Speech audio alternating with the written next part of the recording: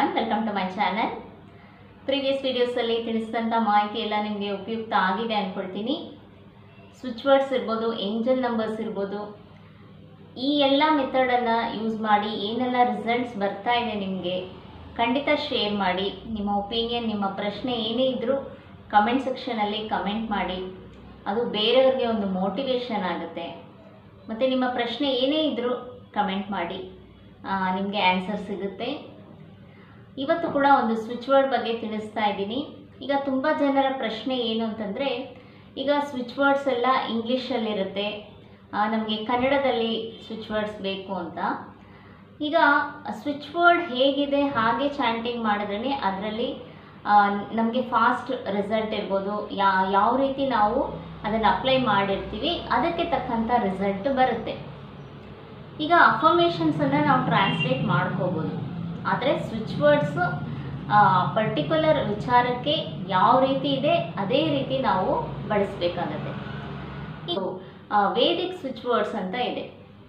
ನಮ್ಮ ಪ್ರಾಚೀನ ಪದ್ಧತಿಯಲ್ಲಿ ಋಷಿ ಮುನಿಗಳಿರ್ಬೋದು, ಸಿದ್ಧರಿರ್ಬೋದು, ಅವರೆಲ್ಲ ಹೇಳ್ಕೊಟ್ಟಿರೋಂಥ ಮೆಥಡ್ಗಳು ಕೂಡ ಇದೆ. ಹಳೆಯ ಕಾಲದ ಆ ಪದ್ಧತಿಯಲ್ಲೇ ಎಲ್ಲನೂ ಇತ್ತು, ಆದರೆ ಸ್ವಲ್ಪ ನಾವು ಮಾಡರ್ನೈಸ್ ಆಗ್ತಾ ಆಗ್ತಾ ಎಲ್ಲೋ ನಾವೇ ಅದರಿಂದ ತುಂಬ ದೂರ ಬಂದುಬಿಟ್ಟಿದ್ದೀವಿ. ಆ ಒಂದು ಪದ್ಧತಿಗಳನ್ನು ನೆಗ್ಲೆಕ್ಟ್ ಮಾಡಿಬಿಟ್ಟಿದ್ದೀವಿ. ಈಗ ನಮ್ಮ ವೇದಿಕ್ ಸ್ವಿಚ್ ವರ್ಡ್ಸಲ್ಲೂ ಕೂಡ ನಮ್ಮ ಎಲ್ಲ ಸಮಸ್ಯೆಗಳಿಗೂ ಪರಿಹಾರ ಇದೆ, ಖಂಡಿತ ಇದೆ.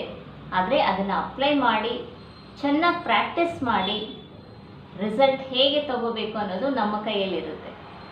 ಸೊ ನಾವು ಅದನ್ನು ಎಷ್ಟು ನಂಬಿಕೆಯಿಂದ ಅಪ್ಲೈ ಮಾಡ್ತೀವಿ, ಈ ಎಲ್ಲ ಮೆಥಡ್ಗಳನ್ನು ಹೇಗೆ ನಾವು ಅದನ್ನು ಪ್ರಾಕ್ಟೀಸ್ ಮಾಡ್ತೀವಿ ಅದ್ರ ಮೇಲೆ ರಿಸಲ್ಟ್ ಡಿಪೆಂಡ್ ಆಗಿರುತ್ತೆ.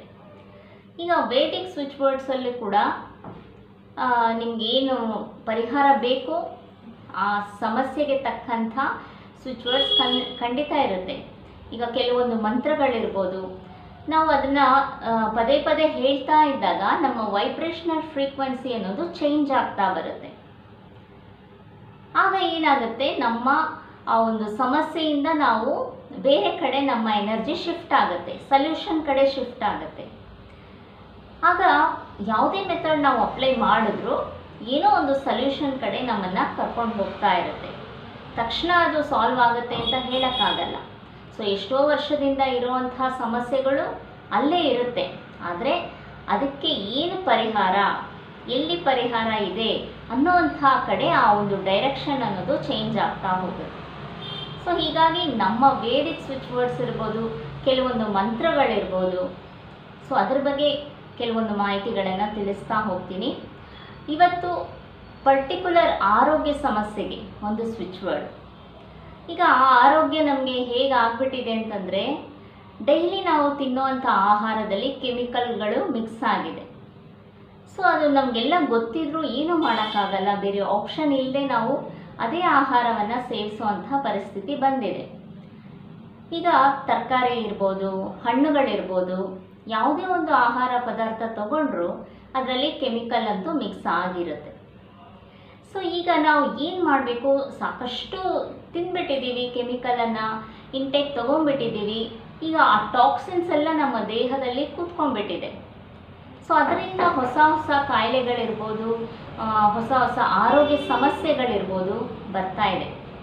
ಸೊ ಅದರಿಂದ ಹೇಗೆ ನಾವು ಸೊಲ್ಯೂಷನನ್ನು ಕಂಡ್ಕೋಬೋದು ಅಂತಂದರೆ, ಫಸ್ಟು ನಿಮ್ಮ ಆ ಒಂದು ಟಾಕ್ಸಿನ್ಸ್ ಏನು ಕಲೆಕ್ಟ್ ಆಗಿದೆ ಅಲ್ಲಿ ಡಿಟಾಕ್ಸ್ ಮಾಡ್ಕೋಬೇಕಾಗತ್ತೆ. ಸೊ ಅದಕ್ಕೆ ಬೇಕಾದಂಥ ಸ್ವಿಚ್ ವರ್ಡ್ ತಿಳಿಸ್ತೀನಿ.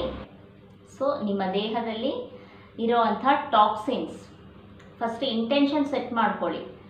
ಟಾಕ್ಸಿನ್ಸನ್ನು ನೀವು ತೆಗಿತಾ ಇದ್ದೀರಾ, ಸೊ ನಿಮ್ಮ ದೇಹದಲ್ಲಿರೋ ಟಾಕ್ಸಿನ್ಸ್ ಎಲ್ಲ ಡಿಟಾಕ್ಸ್ ಆಗ್ತಾ ಇದೆ ಅಂತಂದರೆ ಸ್ವಾಹ ಸ್ವಾಹ ಸ್ವಾಹ ಇದು ಒಂದು 48 ಸಲ ಚಾಂಟ್ ಮಾಡಬೇಕಾಗುತ್ತೆ, 48 ದಿನ ಮಾಡಬೇಕಾಗತ್ತೆ. ಮತ್ತು ಹೊಸ ಎನರ್ಜಿ ಹೇಗೆ ತುಂಬಿಸ್ಕೊಳ್ತೀರಾ ಅದಕ್ಕೆ ಇನ್ನೊಂದು ಸ್ವಿಚ್ ವರ್ಡನ್ನು ನೀವು ಯೂಸ್ ಮಾಡಬೇಕಾಗತ್ತೆ.